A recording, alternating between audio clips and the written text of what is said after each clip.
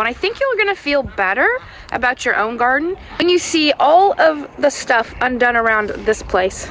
Let me show you. April 23rd, this is my garden.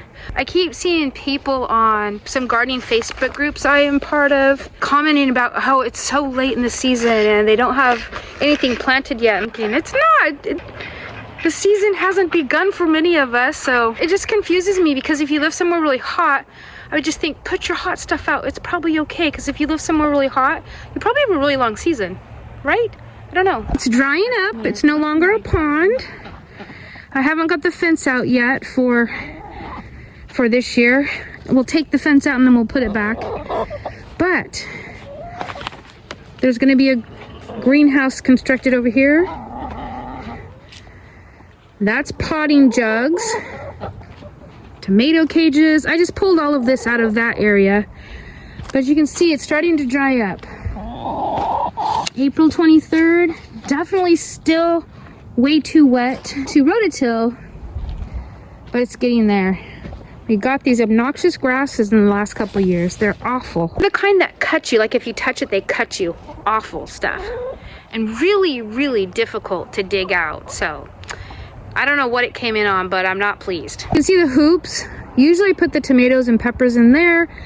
This year we are hoping to get, we have the frames on the outside for 2 years now, but to hopefully get the roof finished, enclosed in plastic for a larger greenhouse area. My dad brought in a bunch of soil for this end of the garden. This does not turn into a pond in the winter, which is nice. Part of me would like to see the whole thing in those giant beds so that we could have food in all the beds that we can just come out and get, because it doesn't get super cold here.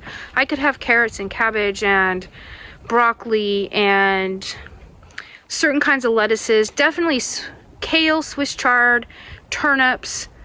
Those all overwinter here really easily. This is the herb patch. There's parsley, sage, rosemary, lilac, foxglove, foxglove, foxglove. They grow like weeds around here.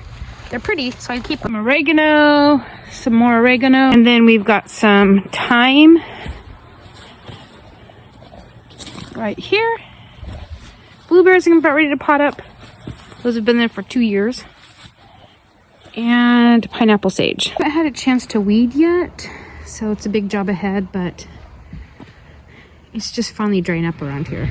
Over by the herbs, I've got these 2 planters. This one has radish, this one has spinach. These were just planted earlier this week, so nothing yet. I've got cabbage and broccoli and kale in here, and then strawberry plants that I need to put somewhere. The rest of this bed is just volunteer kale, but I'll be putting something in here as soon as I get more netting.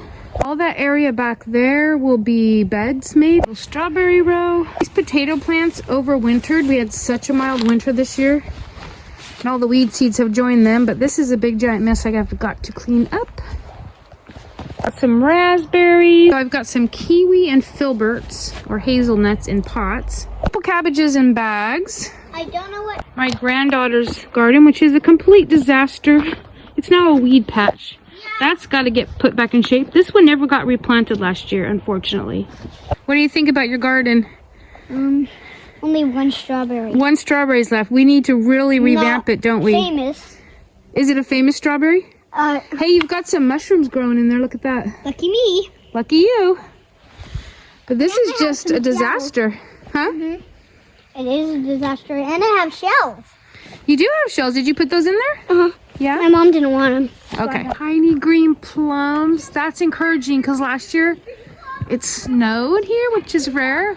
And we got like 2 plums, which we didn't get. The birds got them.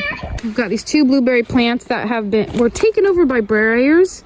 So they're looking shabby, but we're gonna get them back in shape. We've got these 2 beds that are completely overgrown with briars. This needs cleaned out. It's crazy how fast things get overgrown. Pear tree. Apple tree. This is probably 50 feet of berries along this fence.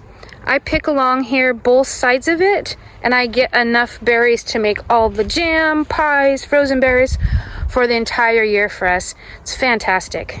Highly recommend putting in perennials. They're so easy. You just have to manage them slightly. So much easier than annual vegetables. If time is not on your side, perennials will be your best friend. This used to be a blackberry hedgerow like I just showed you, but my daughter's been working on taking it out. I'm really thinking about expanding this garden a lot more because this is a lot higher in the winter, so it's not as swampy as the rest. So I'm thinking some raised beds like this. I could have winter vegetables in here. Fast forward in the week, it is now Sunday the 29th. We did get a little rain this week. One day we got quite a bit. I'm getting sick again. This has been the year of sickness, or maybe every year is the year of sickness when you work with children. I don't know. It's wetter today than it was on the 23rd, unfortunately. We always have a lot of rain, but by mid-May I'd like to have this starting to get rototilled or something. But the weather forecast shows for the next 2 weeks some sort of chance of rain every day. Some of them are small, like 13%.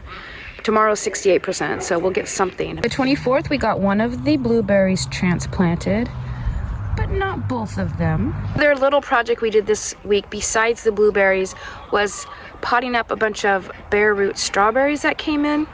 150 of them. I have nowhere for them to go right now, so I'm just putting them in solo cups so we get their garden spaces ready. Our update, in just those few days, our radishes did start to sprout. So did the spinach.